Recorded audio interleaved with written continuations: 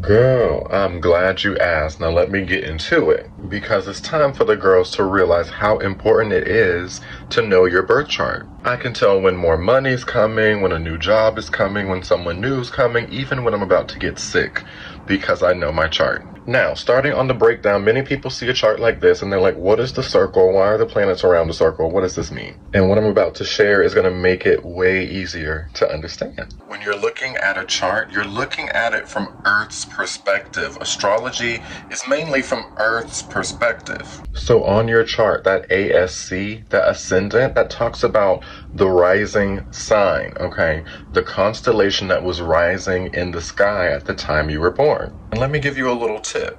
During every zodiac season, the 2 hours of sunrise, the constellation of whatever zodiac sign rules the season is on the ascendant. So we're in Scorpio season right now. During sunrise, during Scorpio season, this constellation of Scorpio rises on the rising sign the first 2 hours of sunrise. And then there's 12 constellations, so every 2 hours a new constellation is rising up, meaning every day there's only 2 hours per rising sign. 2 hours a day for those born with Aries rising, 2 hours a day with those born with Taurus rising, etc. Any planets in the first through the sixth house, talk about the planets that were not in the sky when you were born. They're below the horizon. Anybody born after sunset or before sunrise, your sun is going to be in the first through the sixth house. And you know how at noon the sun is at the top of the sky? Someone born at noon, the sun will be at the top of their chart. And that's where the houses come in. There are 12 houses because regardless of where the planets are,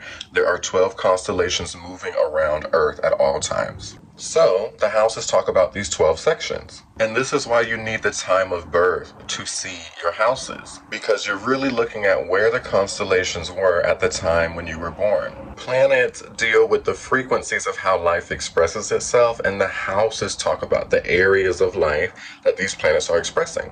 And last tip for now, if you're confused by learning all the signs, learning all the planets, learning all the houses, well, they all correlate. So I'll say start by learning the signs. Aries, for example, deals with how we start things, our identity, and our level of courage. And then when you learn Aries, you know that Aries is ruled by Mars, which deals with our courage, how we take action, and how we start things. And then you'll learn the first house rules over Aries and Mars and deals with how we start things, our identity, and our level of courage. So you see how they correlate?